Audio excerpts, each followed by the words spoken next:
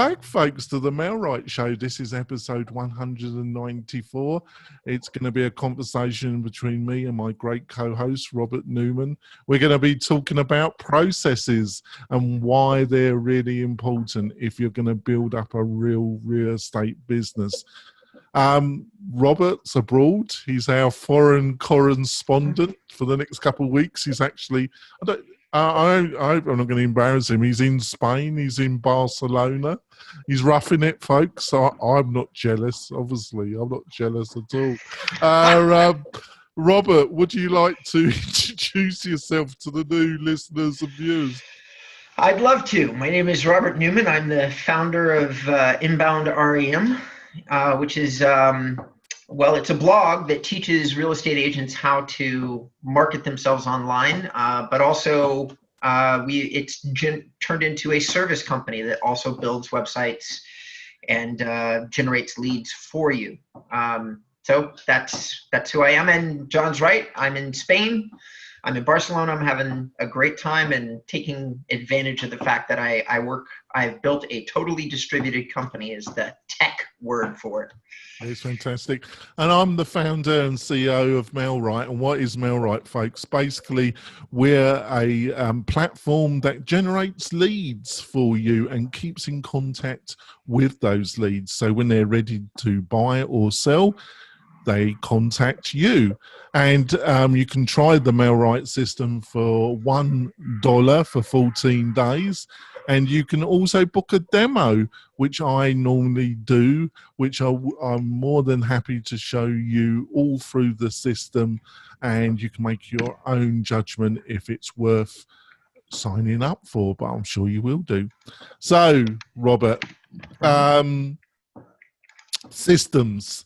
And why you thought this was, and I agreed, why this was a great topic. You want to start off what we're going to be discussing? I'd love to. So we had a guest on the show about 2 or 3 weeks ago, Lars Hindenburg, I think it was. And I'm probably getting his last name wrong, but I'm not getting his first. I butchered it, so... Okay. But he was a broker who was talking about how over the years that he had in business that he was trying to be more efficient with the systems that he was building, and how he had gotten to a place where he was paying himself like $17,000 an hour. And he was talking about the concept of working 1 day a week on his real estate business. And I'm sure that there are a lot of people out there that are probably going, that sounds impossible. That sounds like a dream. And the funny thing is that there isn't actually a lot of difference between building a distributed technology company that's focused on real estate marketing than building a real estate company, brokerage, or being an agent and trying to build a brokerage, or being an agent and trying to improve your quality of life, as an example. One of the complaints I hear about from real estate professionals on a very consistent basis is how they're always out running around working their real estate business. And one of the solutions to not doing that is creating systems. And what do I mean by systems? And why would you create a system? So let's dig into that for a second before we talk about like the details. So a system is this. So let's just say that part of your job right now as a real estate agent is you're going on you're going on caravans. You're viewing a lot of homes. Okay, as a single example, let's just say that's something that you're doing. All right. Or let's say that you've got a digital lead system in place and you're getting 50 or 100 leads a day. All right. And you've got to call those leads in order to qualify them and make a sale. There's a lot of things that is involved in anybody's day-to-day career, like yours and mine, John. You and I are both still at this moment doing the sales for our individual companies. But guess what? A system would be replacing ourselves, taking a task that we don't necessarily, that we think could be better for ourselves and our long-term goals, and then turning it a system, so taking something and organizing it in such a way that somebody else can step into the task, without a huge degree of lost efficiency. And then you and I could step back and take on another task. And if we kept doing that, kept replacing ourselves in each thing that we did, eventually we'd be at the top of a stack of a lot of people doing all the things that we didn't necessarily want to do ourselves and taking a percentage of the profit. It's the concept of building a business. And honestly, I've used this concept my entire sales career, not just as a business owner, but as a sales executive. An example of a system that I've oftentimes placed into my sales roles is every time there's a task like cold calling or qualifying leads, I usually hire and train an assistant, oftentimes out of my own pocket, in order to let somebody else do that task so that I myself can focus on tasks that have a higher profit margin, such as just being on the phone, talking to people that might actually buy something from me, as opposed to me qualifying a lead and then talking on the phone. Does that make sense so far? Oh, totally. Okay. Totally.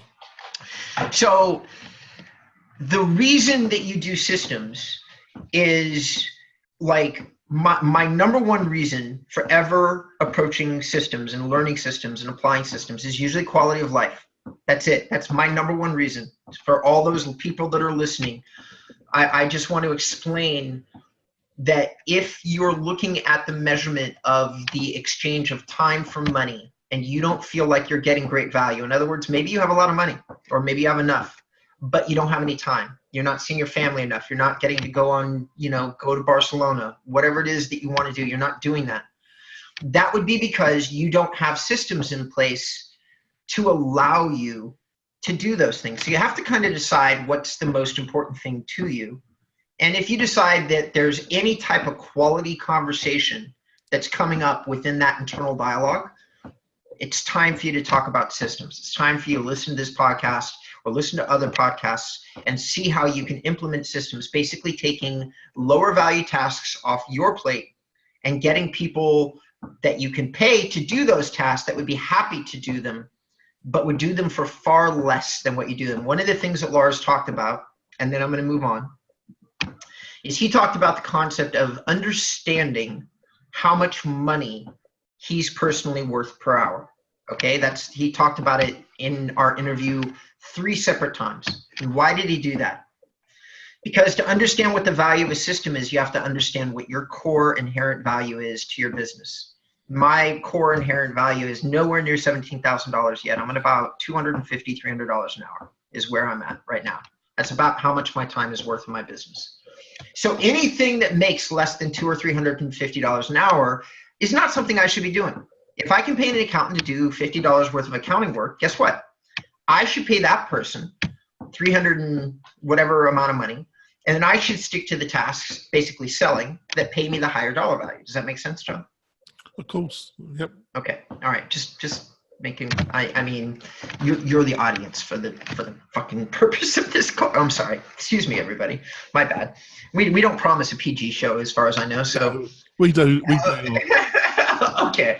All right. We try and keep it semi-clean, and we do a good job, but we don't guarantee cleanness in every episode, folks. Excellent. We're not child friendly, in other words, totally. Right. So here's an exercise for our audience. Guys, the first thing that you should do is you should take whatever you made last year, estimate, this doesn't have to be accurate, estimate how many hours you think you worked. So 40 hours a week times whatever, 3,000 hours a month, a year. Break that down into an hourly amount, and that's your hourly amount.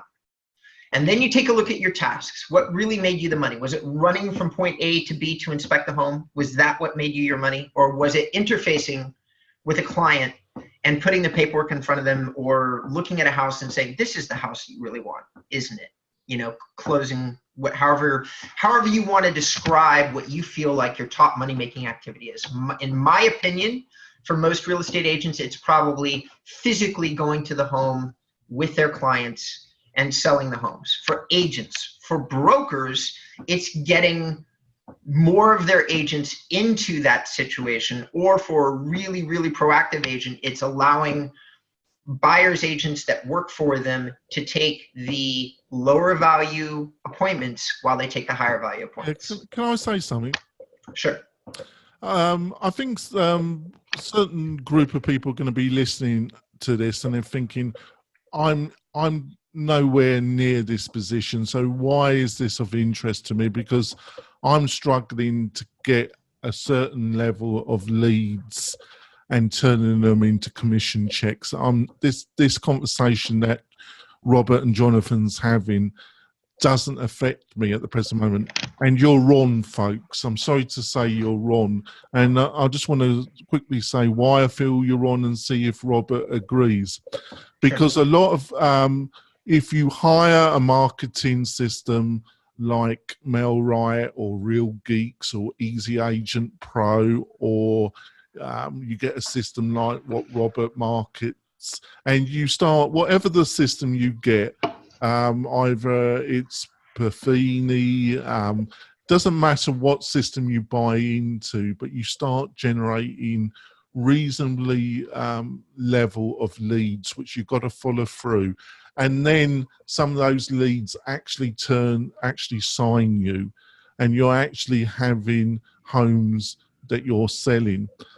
Without systems, the situation can quickly turn into mayhem, and it can quickly turn into burnout. And so many agents, it's feast or mayhem. It's either they're running around trying to get leads, or they've got too many bloody leads, and their quality of service, the satisfaction, their ability to get referrals from existing clients deteriorates. And how do you deal with this vicious situation? Is through processes. Would you agree, Robert? I absolutely would. So you jumped into it. Let's take the brand new agent. Okay, the brand new agent, somebody who's never made a sale in their life. All right, and yeah, they're listening to the show going, oh, this stuff doesn't help me. This just doesn't. What would a process be for a brand new agent? Processes are not actually as complicated as people think. You know what your process is when you start real estate, when you never sold a piece of real estate ever before in your life? Your first process is a professional, in my opinion, just in my opinion, is a professional sales kit. What do I mean by professional sales kit? Start off with Mike Ferry, so I personally think Mike's better at the basics than Tom, but whatever, Tom or Mike Ferry. And a lot of these guys that are these old school pros, you can get free scripts off their websites. So this is a zero investment recommendation. So you take one of Mike Ferry's very favorite methods of selling, and that's calling the expired listings. He's got 101 scripts. I'm not making this up. He's got like 101 for free that you can grab from him. So your first process is understanding where you're going to go to find your clients. That's step number one. And then step number two is making a schedule.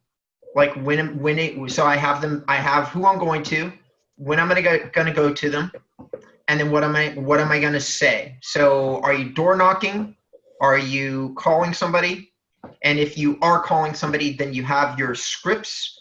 And you know what? You're probably going to fail. All processes take time, but that's your first process right there. It's who do you call? What do you call them with? And when do you call them? That's it. It's a process. That's a process. That's process number one. And then when you've been doing that for 90 to 120 days, I promise you that you're going to get pretty good at understanding what an objection is. And guess what? If you've gotten lucky and made your first couple of sales off that first process, what would you do that would apply to our earlier part of our conversation? You'd make another process to let somebody replace the parts of that are probably not the most efficient, such as the cold calling to the prospective client on the FSBO list. Why? Because after 90 days, you probably understand what people say typically. And now that you have your list of objections and what people are saying inside your local marketplace, you go to Upwork, which is a service that has contractors. And for $3 to $5 an hour, you hire a flawlessly English-speaking Filipino representative who then you create your scripts that you know work because you've been using them for 90 days yourself. You hand those off to that person, and you say, I am only looking for you to find the people that are interested. In other words, that they want to possibly relist their home because the person that did it the first time didn't do a very good job at it. I'm just going to slightly interrupt there, but I know what you're going to say to what I'm just about to say to you. You're going to say, well, I've got Filipinos of a certain quality at the price I mentioned. But my experience is that you will be able to obtain a fluent speaking Filipino personal assistant of a certain quality level at a certain hourly rate that you would not be able to get by employing a domestic individual. But my experience, that rate is more around $15 to $20 an hour, rather than the $3 hour. But you're going to say that you did get that, aren't you? So you're going to say that I did. No, I did. But I wouldn't ever disseminate. I think that the reason that I don't find it all that difficult to do is I know exactly what I'm looking for. And in the case that you and I are describing, this person might not know exactly what they're looking for. And so I'm going to say that $15 to $20 an hour is the equivalent of $50 to $100 an hour here. So if you're hiring somebody from that amount of money in the Philippines, that's really top wages. Yeah. And you should, like, in my opinion only, there is a time and a place where that kind of money would be justified. And that would be, okay, I have no experience. I've never done this thing that Robert and Jonathan are talking about. I have no idea what I'm doing. And for $15 or $20 an hour, I have found a person that used to personally assist a real estate agent here in the state. I think you're totally right there, and I just want to quantify it. The reason why we're having this, not a disagreement, but it's, I don't know how to put it, but because Robert's got an enormous amount of experience hiring offshore, and I've got a certain amount of experience as well, and you learn the hard way. The reason why I brought in let's say between 10 and 15, because what Robert just said is totally correct. Around you, for that price, folks, you should be able to get somebody that's extremely experienced, that really doesn't need an enormous amount of supervision. They actually should be able to do things with, you're going to have to tell them what you require and provide the tools that lets them do the job. But they should have at a level where you don't have to give them an enormous amount of supervision. And the reason why that's important, because you're starting off, you don't really fundamentally 100% know what you're doing. So that's why I think it's better to employ somebody and pay them a bit more. But even at that rate, you will get a much better individual than you would get domestically at that rate. Not always, but it just depends on various factors, doesn't it, Robert? It does indeed. I think we're going to go for a break. We're going to go for a break, folks, and we come back. I'm going to late. Oh, right, yeah, sure. No. I said we're late. You're usually so spot on. You let it go too long. No, I think we're around the right thing. I might be a little bit early, actually. Let's go. All right, we'll be back in a few moments, folks. We're coming back. We're talking about processes. If you're in the beginning of your real estate career, in the middle, or further on, processes are the name of the game, aren't they, Robert? Over to you. They absolutely are. They absolutely are. So we've talked about setting up processes. So I want to share a dirty little secret. After doing 4 years of my distributed web-based company, which I'm very blessed, it's growing at almost 100% per year and has been for a little bit. I've been very, very lucky. But here's the thing, that I now prefer not to be sitting in an office with somebody most of the time. And why is that? Because I have found that the inclination for people who don't just have a task list in front of them along with recorded tutorials is to socialize and to gab. And my personal opinion is I'd much prefer just to hand off some videos to them teaching them the task and let them text me questions than sit in a room with them and have to go through all the dialogue. Now there's exceptions to this, of course, like really high level people that I'm training, a personal assistant, maybe you might want to be in the room.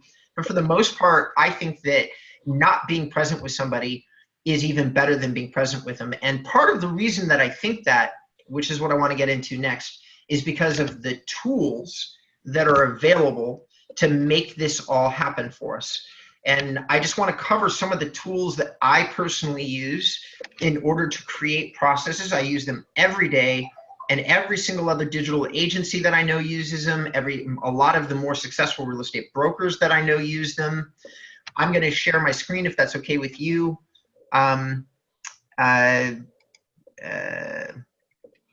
Jonathan, and here we go. The first tool, with that, I just don't want to take too much time. I'm just going to dive right into it.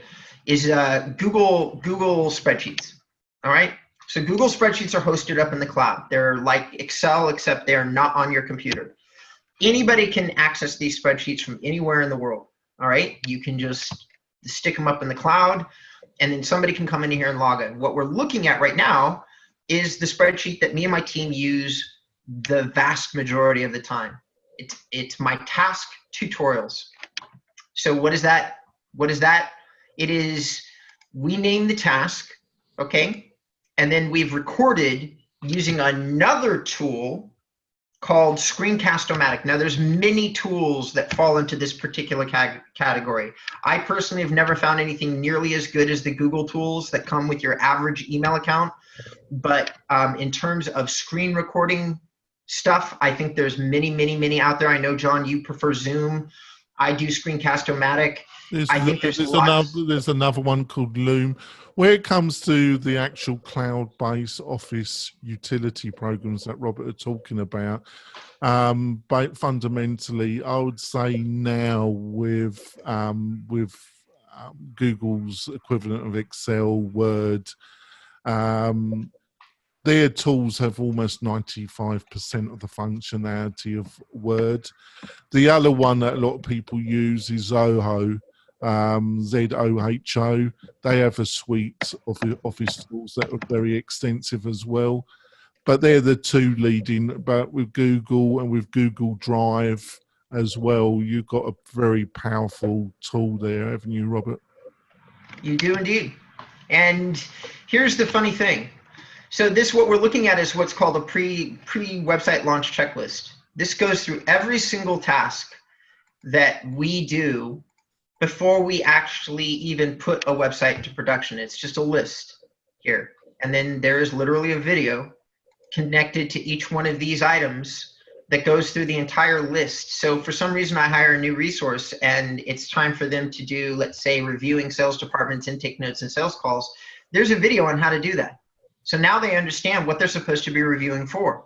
And then the next task is the wireframe URL creation, which my developer hasn't yet created a video for because I don't do this. But anyway, that's missing. But next is notating the received intake. And then if you look at the bottom here, you'll see that there is, how do I order products? Again, there's there's a video from every single one of these things. And this includes, by the way, just tasking out stuff to resources. So if I say this is the task and it needs to go to X, Y, and Z, which is a project manager task. That's somebody that is talking to the client and getting the website built. They now need to go to a resource to, let's say, get an image added to the site. Every single one of the things that we do is here. Every single one, no exceptions. Same thing with post-launch. We have a few that are missing, but we have most of them done. Development, that's again on my developer, so it's not there. Content development, not filled out yet. Client how-tos and tutorials, we haven't really added to this completely, but you guys get the point.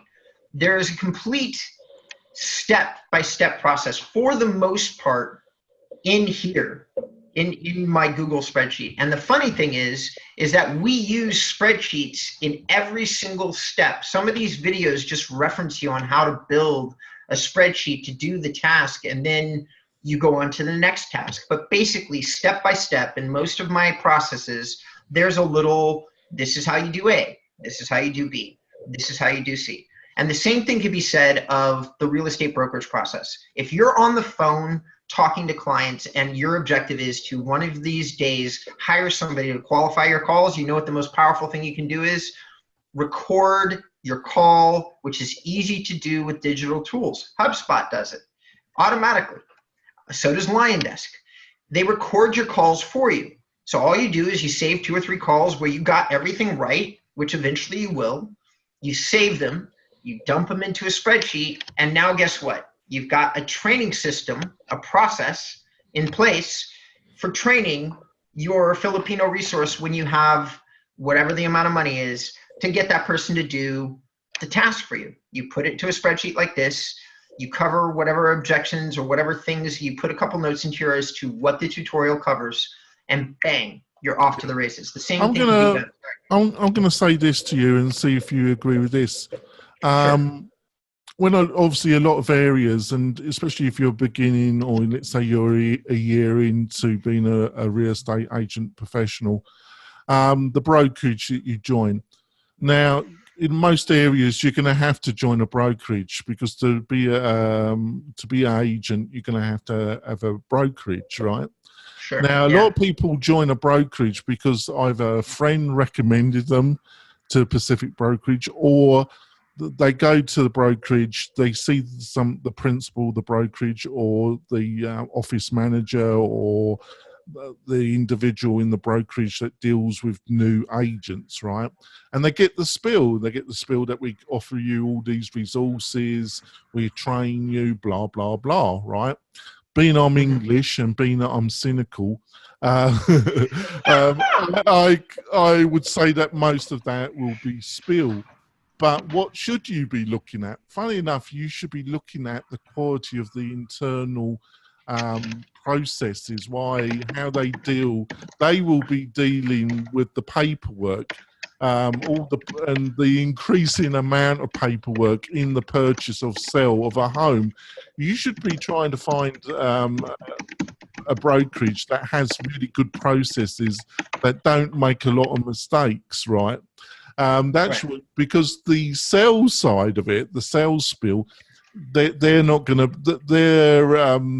their processes, their marketing, in my experience, but it doesn't apply to everybody. I've been a bit sweeping and controversial here. Isn't going to be that great. It's going to be down to you to listen to podcasts like what me and Robert are doing, and talking to people and educating yourself. That's going to be the determinant element of you being successful in sales. You ain't going to get that for your brokerage. And then you should then be, I'm going to end with that bit. I was going to go on, but I'm going to stop now. What did you think of that bit, Robert? I think, as I just messaged you, that we need to do a whole show on it. That's how strongly I feel about it. I think that what tools the digital brokerages say that they have versus what they give you is always vastly different, especially as a new agent. I think that 90% of the time I'm on the phone with a new agent, the story that I'm getting is the same. I got this beautiful pitch, and then I came onto the brokerage, and my manager kind of patted me on the ass and said, here's a couple books for you to read, go out and sell shit. And that isn't what you need if you're a brand new agent. You need somebody who's got a full toolkit. And while I know this is also going to be equally controversial, I don't think they do a perfect job by any stretch of the imagination, but like Keller Williams is a good place for new agents who have no sales experience to hang their hat, because they have a very large toolkit in order to that even if you're local, I think they're called a managing partner or managing director or something like that. Keller Williams has their own language about the roles inside the brokerage. But whatever the word is, even if that person doesn't train you, Keller Williams themselves, the larger organization, has materials at least you could find. There's new brokerages like EXP and Compass are two of the hottest that everybody's talking about. And for the most part, in my experience, those brokerages aren't quite at the level of training a brand new agent that some of the more established brokerages are. And so if you go there, you're going to be probably a little disappointed if you have no sales experience and no real estate experience. It's just a guess. And if you guys are listening to the show and you have some stuff you'd like to share, please go to our Facebook page or go to John's website and drop some comments, because we love that. Yeah, I'm not actually speaking. I'm making some large leaps here based on conversations that I've had, but I could be wrong, and I'd love for you to tell me I'm wrong. So anyway, that's my thought there. To circle back around, just the last couple of things about the toolkit, about tools that they use. So Screencast-O-Matic is how I record things on the screen. HubSpot is a free tool that I use to record my phone calls. It's a CRM. It's a kind of advanced tool for most real estate agents, but it's free. So you could use it if you just were going for free. There's nobody in the real estate space right now that I know of that has completely free accounts that last forever, which HubSpot does. Same thing with MailChimp. They will allow you to have a free account up until the point you get 2,000 subscribers. And honestly, I'm not even at 2,000 subscribers. So usually you can get a free like MailChimp account for years before you actually have to pay for it. So these are some free tools that you can help. And Google Spreadsheets, also free. I love free if we're going to talk about the new agent. I love free. Every time I get on the phone, I talk to a new agent and they're like, should I spend $10 on this? Should I spend $15 on this? I'm like, no, fuck no. You're on commission only. For God's sakes, keep that money in your pocket. You're going to need it. Top Ramen is going to be your best friend soon enough. Trust me. Well, you're going to have to. You really do have to keep the costs down because this is going to take 6 months to a year for things. If you're really dedicated in it, if you really want to become full time and you're relying, it's not an easy road, and most fail because they don't realize it's going to take 6 to a year to get any kind of consistent commission checks, don't they, Robert? Absolutely. Couldn't agree with that more. I may not know real estate, but I've been a commission-only salesperson for 35 years. I've usually insisted on commission-only structures because I know what I'm doing. And when I take on a new sales career anywhere I've ever worked, I always plan on not really getting a consistent check for 90 to 160 days. And I know what I'm doing and have plenty of experience. And oftentimes part of my deal is getting leads and stuff like that. And even with all of that, you make the assumption that you're just going to have to learn something new, and it's going to take a while, which could include closing deals that go south on you, because I've had that happen when I've taken on new sales roles. Like, you get the business and then you lose it because you didn't know whatever you didn't know. So I just want to give this, before we wrap up, I just want to give this conversation I had. I won't name the agent, but it's an experienced agent that moved to the Reno area about 4 to 5 years ago. This is an individual that had almost over 25 years experience in other areas and had been successful. So they moved to the Reno area. Now, the Reno, Lake Tahoe, Truckee areas, folks, first thing, they're quite isolated. The nearest major metropolitan area is going to be the Sacramento area, and it's about, depending on how crazy a driver you are, it's going to be 2.5 to over 3 hours drive over a mountain range to get to that metropolitan area. The next area is Las Vegas, and that's almost an 8-hour drive in a different direction, right? So the Reno, Lake Tahoe, Truckee is quite isolated, and it's also hot. It's also a very hot area where it comes to competition and commission checks. It is an extremely competitive, hot area because a lot of wealthy people move to Lake Tahoe and to Truckee, right, from the Bay Area, or they buy secondary properties or third properties, right? Now, she knew what she was doing. It's taken her literally, she got a few sales the first year and a few more the second. She's really doing fantastic now, but it's taken her literally 3.5 years. I personally think she could have accelerated that much quicker, but she uses very person-related, I would classify as semi-old-fashioned reputation building methodologies, and they take time. But she's really doing well. So the reason why I introduced this is that even somebody that's really experienced, that enters a really new hot market, if they haven't really built out a marketing strategy and really looked at how they're going to penetrate a new market, it's going to be a bit of a slog, isn't it, Robert? It really is. It really is. And there's also no, anybody who's an experienced salesperson knows the following.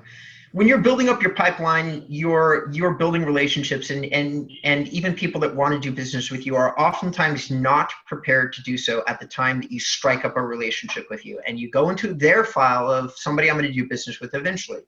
In my experience, that file starts to come to fruition about 1.5 to 2 years into a thing. Like my business right now, at the beginning of this year, I did like 3 new accounts off people I talked to 1.5 years previous when I started the business. And they just weren't ready. And I'm still talking to 2 this very month that talked to me 1.5 years, 2 years ago, and they're finally ready right now. It takes time. It just takes and there's no replacing it. Not everybody, even the people that want to do business with you, are going to be ready to do so at the time you originally speak to them. Well, I would say the bulk of them.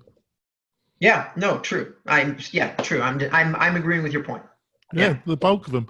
So let's wrap up this show. I think we're probably going to have to do another show on this. As usual, I think we've only touched the surface, but I think we've offered some real honest advice and some real insights here, Robert, which we normally do. And I think by our listening and viewing figures last month was our biggest month ever for this show. And I want to thank all the new listeners and viewers that joined us. So, Robert, how can people find out more about you, your company, your views, and what you're up to? Well, before I move into that, for those people that are listening right now, and I don't know about John, but my mission is to actually educate. I like making the money, and the service side of my company, it was a means to an end for me. It was just to build up a revenue base so I can do what I really want to do, which is, by the way, guys, is share this kind of information with a profession that, in my opinion, oftentimes doesn't get very good advice. And so here's what I'm going to ask our audience. If any of you at all, whether you're a new agent, an old agent, a broker, and you're listening to the show right now, and you work in an office of agents that, like yourself, you think might need some help, please share the show with them. I'm not doing this show personally to get you to call me. I am actually doing this show to educate you and to help you advance your career. And I know you might be competing with some of the people, which is one of the frustrating things about real estate. But hey, if you know a guy across town that you're not competing with, share the show with him, please, because we're here to help. In terms of, if you do want to find me, if for some reason you want to find like an SEO-based real estate website service provider that with a website you can own, then you'll want to check out my website, inboundrem.com. But I also have lots of articles on systems and things like that there that I've reviewed, that I've talked about. I've got 70 videos on YouTube, literally like 100 hours of content. Please check it out. It should help you.